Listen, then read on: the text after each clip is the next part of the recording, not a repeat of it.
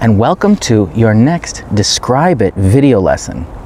If you're new here, on these videos, I like to show you a thing or a location, and we use our adjectives to think of ways to describe what we see, what we hear, and what we imagine we might smell or touch, things like that. We use adjectives to describe the thing. And today, this is our thing.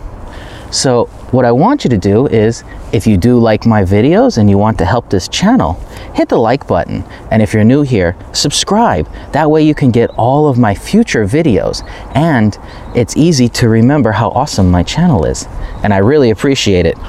So today, we're going to describe this location, describe this place. So what I'm gonna do, like I always do, is give you about a minute to take a look at this.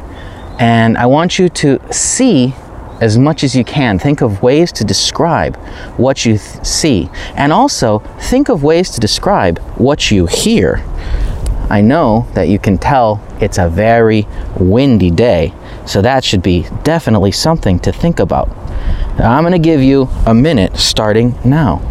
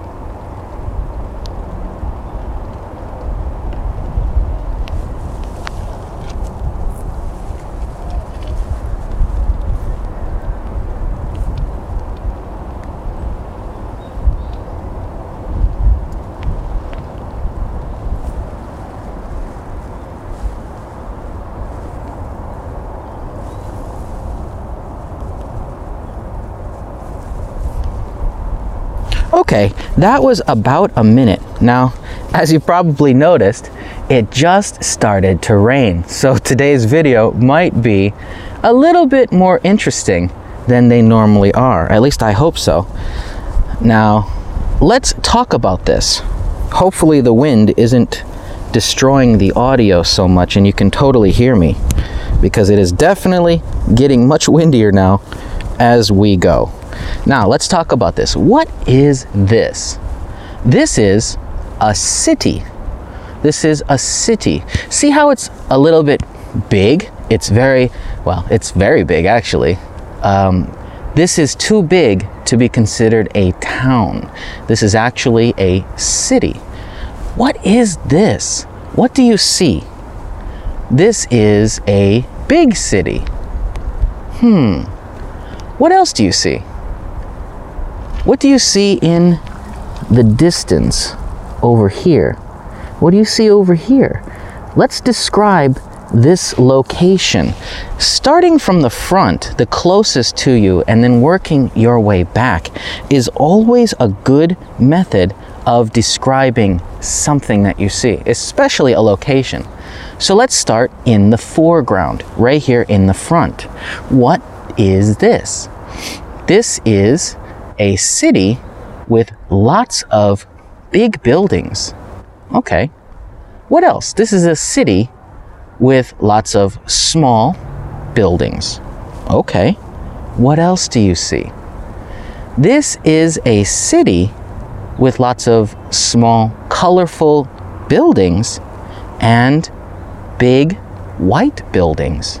There you go. You described both of them together in the same sentence. Now let's look at some other things here. What else can you see? It looks like in the middle there's actually a school. You can see it with the green roof. Let me see if I can point it out. Where is it? Right there. This looks like a school right in the middle. So we could say, what is this? This is a big city with small colorful buildings, a green-roofed school, and tall white buildings. We made a short little list of 3 things that we can see. What is this? Let's talk about what's further back. What's in the background of the city?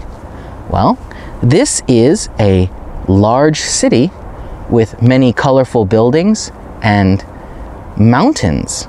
Ah, those are mountains in the back. Okay, so this is a city surrounded by mountains.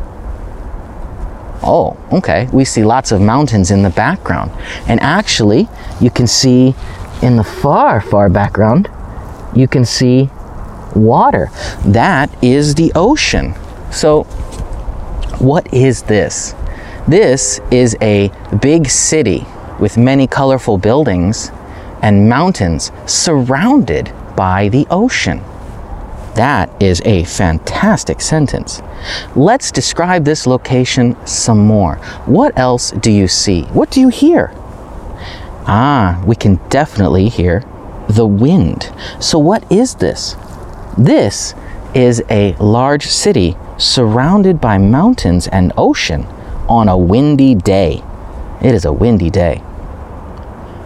Now, what else can you hear? You can hear the wind, but you can also hear rain.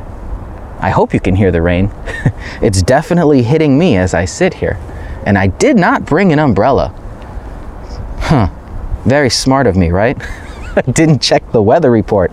But that's okay. This is what's fun about making videos and teaching. You learn new things each time. So what is this? This is a big city with colorful buildings surrounded by mountains and oceans on a windy, rainy day. I know you can't tell from the video, but it's actually pretty cold. So it's a cold, windy, and rainy day. Now, what else do you see? Well, we know it's windy and we know it's rainy. And if we look up here, we can see some dark clouds. Yeah, we can see some dark clouds. Now, what is this? This is a large city with many colorful buildings on a day with bad weather, on a day with cloudy weather. This is a city on a rainy day with dark clouds in the sky. Ah, that's a good way to describe it. It's a cloudy, rainy, and windy day. What else do you see? Well, I know you can see this stuff right here. And you know that we're looking down, right? We are looking down on this city. So I'll give you another thing. What is this? This is a large city as seen from the top of a mountain. That's right, I'm actually sitting on top of one of the small mountains that surrounds this large city. And we're looking down on the city. So what is this? This is a top-down view of a large city with colorful buildings and rain in the distance. Yeah. See how we're describing this in different ways. We're changing how we organize the things that we see, the details that we see in our sentences. We can say the same thing many different ways. And that is one of the best parts about learning how to describe things, is discovering new ways to describe the same information. Why? Why do you want to do that? Because you are able to think more creatively about what you see, and you're able to create new patterns using the same information. It's a very good skill. It's right up there with using synonyms to describe things, using antonyms to describe things. It is very useful to always think of different ways to say the same information, because, now this is something that I've learned, and this is the because, is that if you say information one way, people might interpret it. People might understand it a different way than you intend. So learning how to describe things in many different ways can bring out new opportunities for other people to understand exactly what you are saying, to picture what you are saying. This is very useful because when we communicate ideas, we don't just communicate by speaking, we communicate by writing.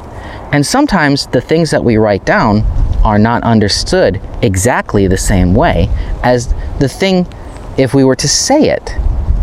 For instance, if I said, I am so happy today, but I just wrote, I'm so happy today, people might not realize that I really am happy, or maybe that I sounded sarcastic.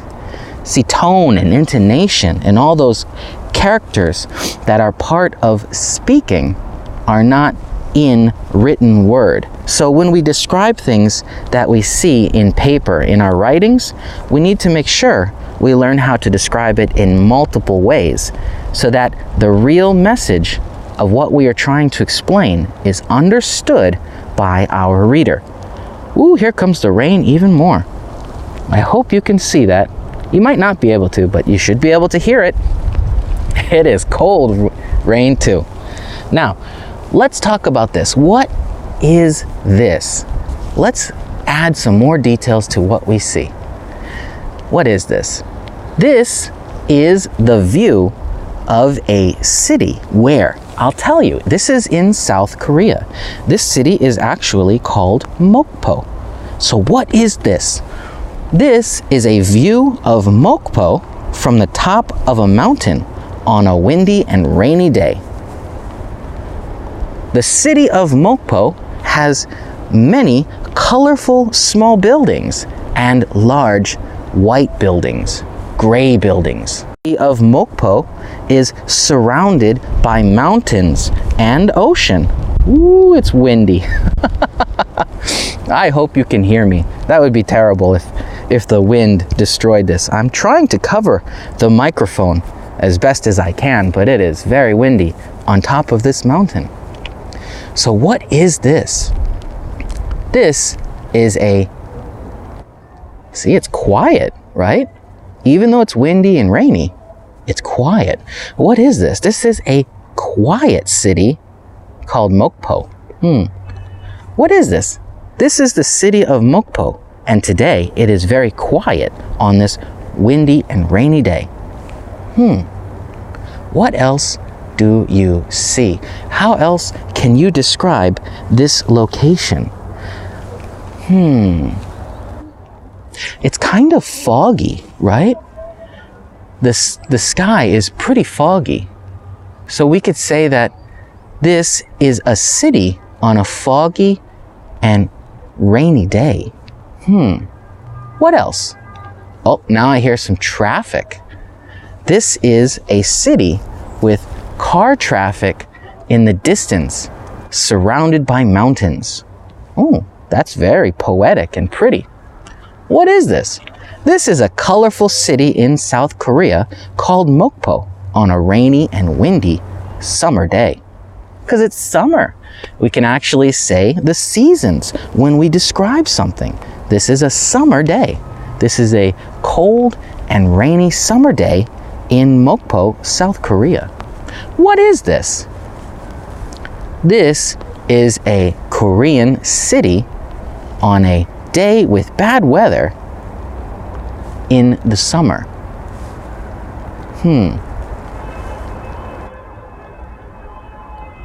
Wow, there's lots of honking now.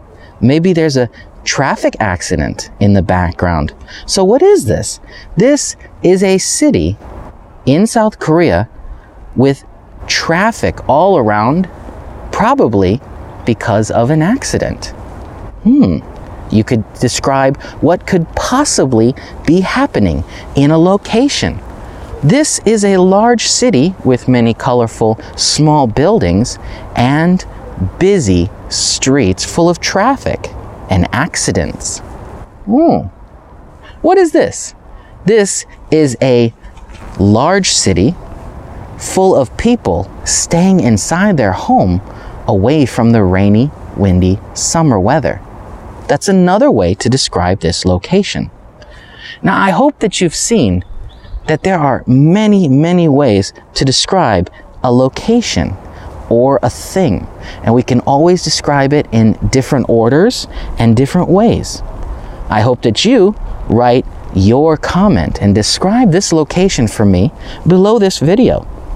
Now, if you like that I came out here today in this cold, windy, rainy weather and hiked up this mountain to take this video, hit that like button. And if you like my lessons and you enjoy learning how to describe new things, hit the subscribe button. I appreciate it, and I will see you for our next lesson. Goodbye.